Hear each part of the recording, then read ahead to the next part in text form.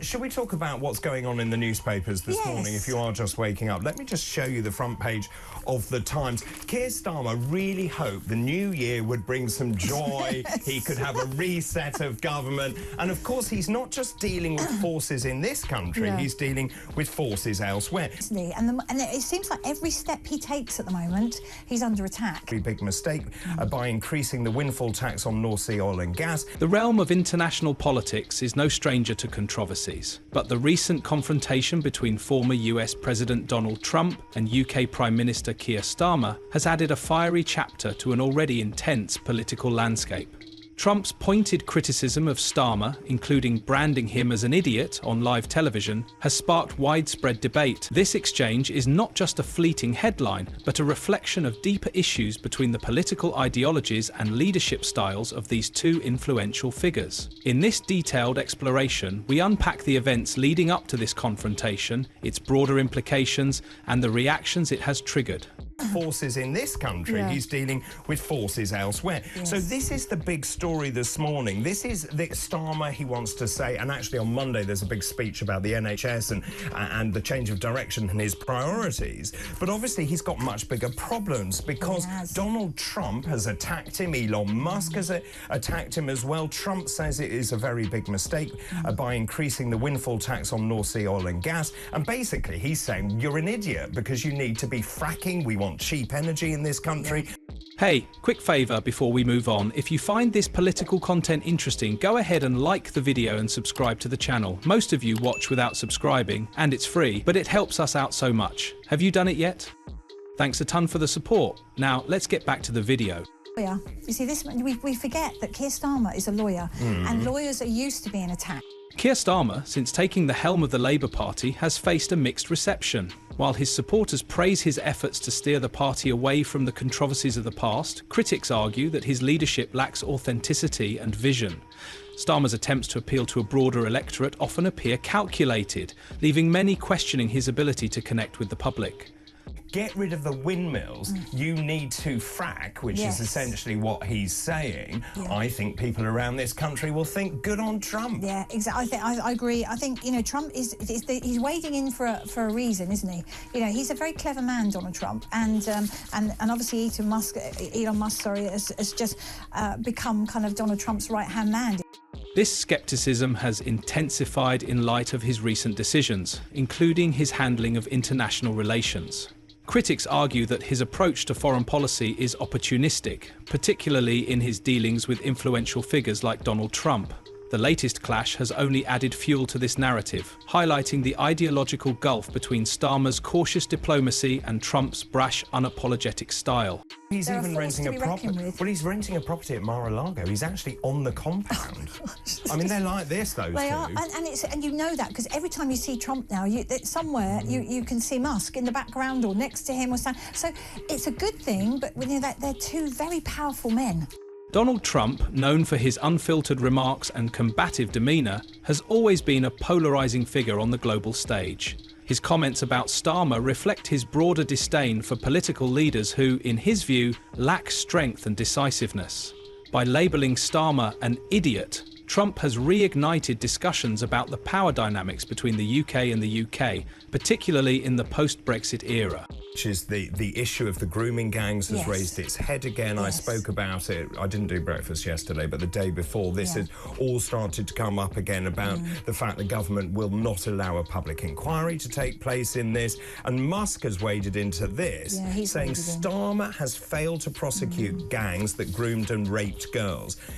This is not the first time Trump has targeted foreign leaders with sharp criticism. His interactions with figures like Emmanuel Macron and Angela Merkel during his presidency were often marked by tension and discord. Starmer now joins a list of leaders who have found themselves in Trump's crosshairs, with this latest incident underscoring Trump's continued influence in shaping political discourse, even outside the Oval Office. Country. And then Elon Musk has waded in over this row over grooming gangs. I know, you know, and again, you see, he's under attack all the time, isn't he? And it seems like every step he takes at the moment, he's under attack.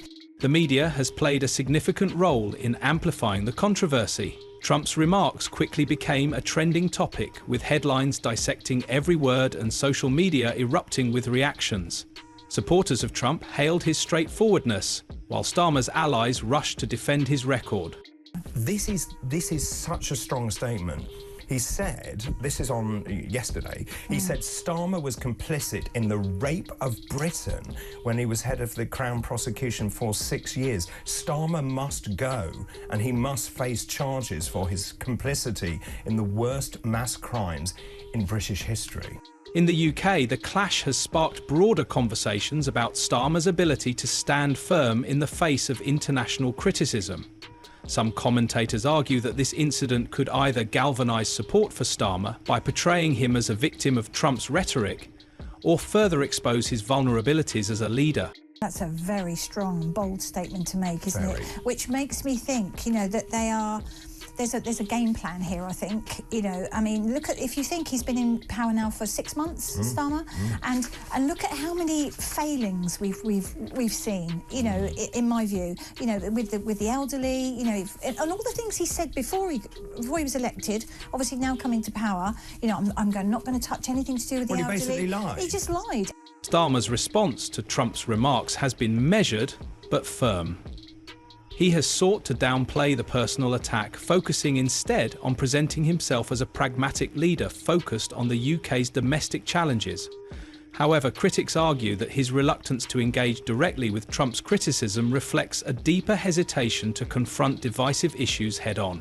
Interviews, and then he just comes on and he's completely reversed, not just done a little alteration to it, he's just completely altered what he said he was going to do. Well, I think there are lots of things, the abolition of the winter fuel allowance, of course, which has landed a lot of elderly people in huge trouble. Meanwhile, Wes Streeting, and I'm sort of going off topic here, but Wes Streeting then says, oh, well, turn the heating on. I know, that was one of the things that I earmarked. Honestly, David, I can't believe he actually made. What a crash statement to make. Totally crash. This diplomatic approach has its merits, but it also risks alienating voters who view it as a sign of weakness. As Starmer navigates this political minefield, the incident serves as a litmus test for his ability to lead with conviction in the face of adversity. But he's a lawyer. You see, we forget that Keir Starmer is a lawyer, and lawyers are used to being attacked. And in my own little world, I think, this man is taking all these attacks and doesn't seem to be affected by any of these criticisms. You don't think he is? Well, I think he is affected. I just think he gives this persona that he's not, which, of course, that makes people think, are you actually listening to us? The ideological divide between Trump and Starmer is rooted in their vastly different political philosophies. Trump represents a populist, nationalist agenda, while Starmer champions progressive, internationalist values. This clash of ideologies is emblematic of the broader polarization in global politics, where leaders struggle to reconcile competing visions for their country's futures. Really, isn't it, that he should use such terminology? And what astonishes me about this Prime Minister is his complete, consistent inability to read the room and say the right thing. In fact, each and every time when what the nation cries out for is a leader who can voice their concerns, who can empathise, who can say, look, I get it, and we're going to stop this stuff ever happening again. I'm going to do whatever it takes. Trump's criticism of Starmer can be seen as part of a broader strategy to challenge the global liberal establishment. By targeting Starmer, Trump is not just attacking an individual leader, but also questioning the viability of the political values he represents. Instead of doing that, he just kind of tries to swat off the critics by saying they're far right. It just beggars belief. It does, and it shows you really the mindset of his personal self, but also his government. Where we've got Rachel Reeves, who's pressing ahead with all manner of fiscal policy, which is clearly, by any measure, not working.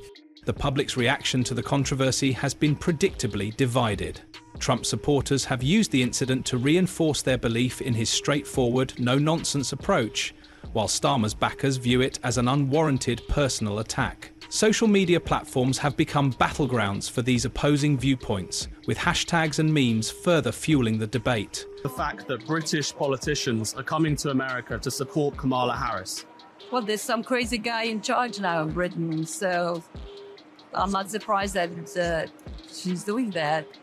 But this is all her last-ditch attempt to try to get support. She's going to everyone and anyone who will. The incident has also highlighted the polarisation within the UK, where opinions on Starmer's leadership remain sharply divided. Some view him as a capable leader, navigating a challenging political landscape, while others see him as out of touch with the realities facing ordinary citizens. His time. Remember, he boasts about his time as the country's chief prosecutor when he was Director of Public Prosecutions. And then he said to those of us who've been calling for a proper inquiry into the systematic rape of those young girls by mainly Pakistani heritage gangsters. For Starmer, the incident comes at a critical juncture in his political career. With a general election on the horizon, he cannot afford to appear weak or indecisive.